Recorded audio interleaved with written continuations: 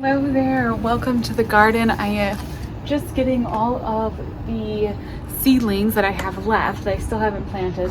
All the seedlings I started from seed. I'm getting them all out into the garden today to get a little bit of sun, start that kind of true hardening off process so that they've been in the unheated greenhouse. So they've been out here, it's been a couple weeks now, honestly. I've just kind of been keeping them out here in the greenhouse because we have had some cool nights.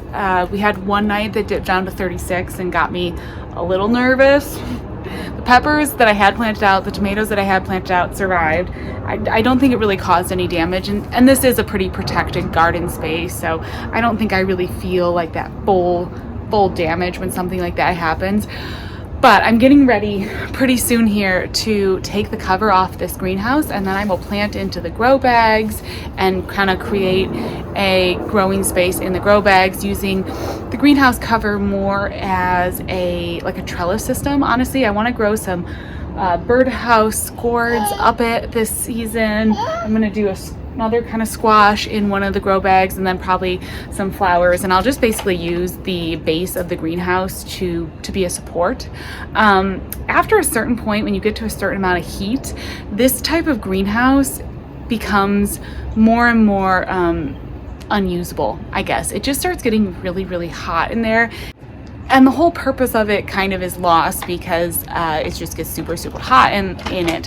It's perfect for hardening off seedlings. It's really great for those in-between times in the spring and in the fall. But right now, let's see how hot it is in there. It's about in the 70s or 80s Fahrenheit. I'm sorry, I had the door open because baby girl is playing in her little plaything, and I just watched a yellow jackets kind of fly into the door and fly back out. I'm working on all my child, gardening spaces, but she's hanging out in the doorway. As long as the cats don't come out and the bees don't come in, we're good. Okay, let's take a peek in the greenhouse. I think it's already pretty warm in there, and that has all the windows and doors open. So as you can see, yeah, it's 100 in there easily.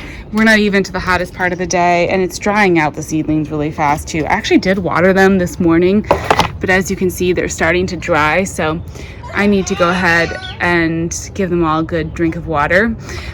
Now, I do have to keep an eye out if we get any rainstorms. These guys will get flooded, but actually what's nice about kind of like foam, I don't love using styrofoam in my garden, but what's nice about these styrofoam seed trays is they actually float. So I have left them out a couple times in rainstorms, and they just kind of floated up as the water filled the base, and it wasn't a total disaster. But so what we got in here, these are all the basil seedlings, starting to get their first set of true leaves, so I'll be able to plant them out pretty soon. That's Adelaide talking. And then these are all my zinnias, and pretty much all coming up. Yeah, getting a little dry though. I do need to water them. And then here's the peppers, and I'm gonna have to make some big decisions here. I've got some of the these are all dwarf peppers. This is the new big dwarf. This is the tiny Tim. As you can see, they're these really tiny, squatty little plants. They're already really, small and dwarf, even compared to the full-size tomatoes that I have. And then just a bunch of peppers and eggplants that I think I want to put mostly in containers. Let's see, here is a Jimmy Nardello. I've heard really good things about this pepper. I know for sure I want to put these in a container, but I've got some garden salsa that are starting to look good. I was a little worried, Mini Bell. I was a little worried about some of these seedlings. They weren't looking super happy, but now that the heat has kicked in, we're doing a lot better. I've got one or two that still, this is a millionaire eggplant, still doesn't, I don't know, that doesn't look great. But the rest of them are starting to take off. Here's a bunch of pumpkin on a stick. I gotta find a place for that.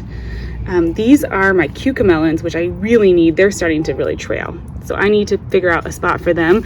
I am thinking that I'm gonna put them maybe in my hay racks. I haven't really talked about this because I'm kind of still deciding, but I've got these hay rack planters, and I think I'm gonna do just vines. So maybe the cucamelons, and then maybe some other vines. Stick some supertunias or calibrachoas, something that doesn't mind drying out, because the hay racks do tend to dry out a little bit. I don't know how the cucamelons are going to do with that.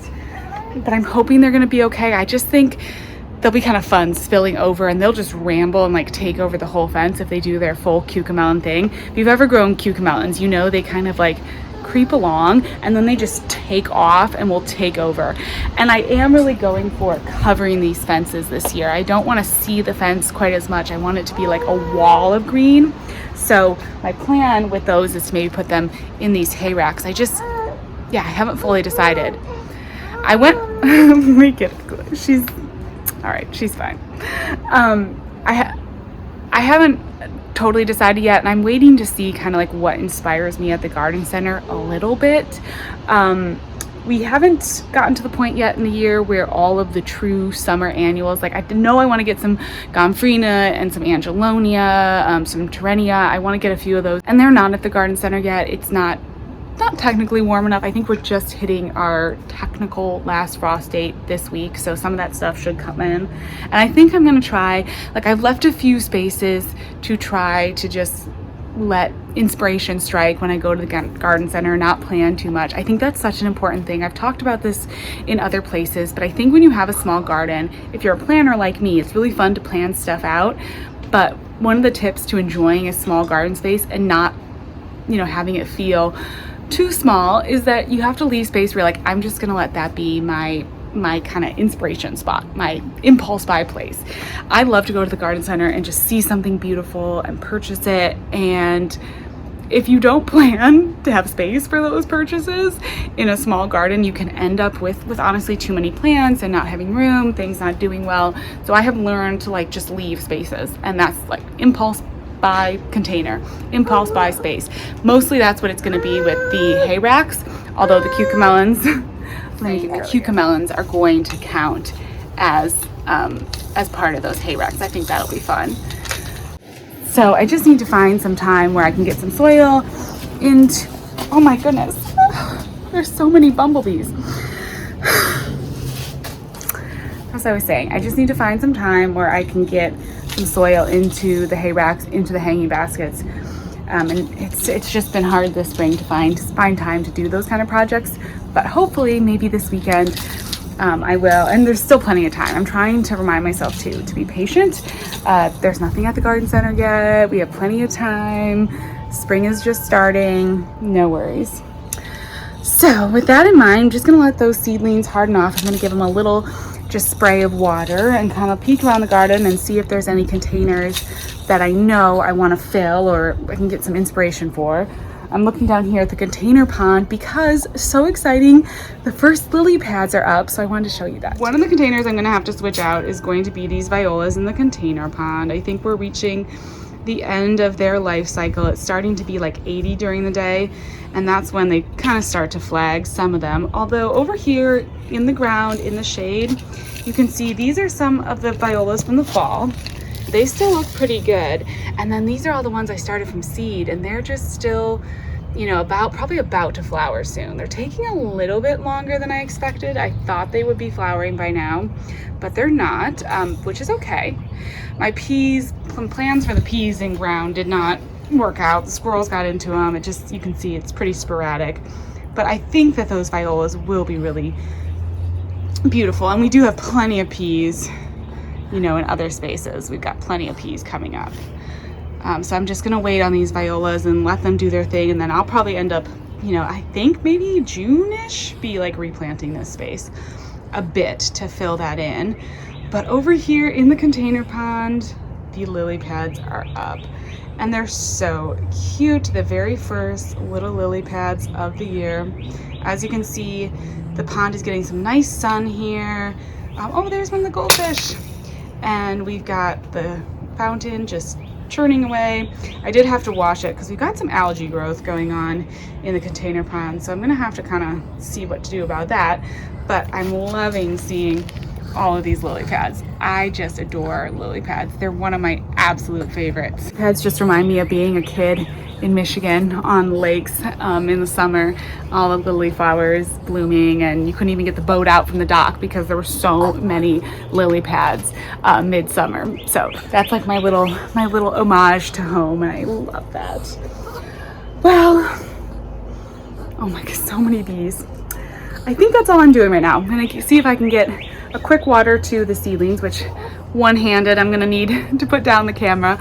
But as always, I just wanted to share a little update from the garden. I'm just trying to keep a record of what we're doing day by day and how things are going.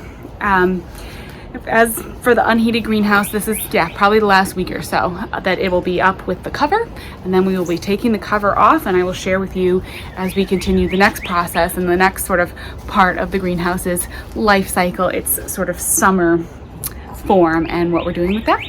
So hi, thank you so much for watching. Can you say thank you? Thank you so much for watching, and we will talk to you again soon. Bye bye.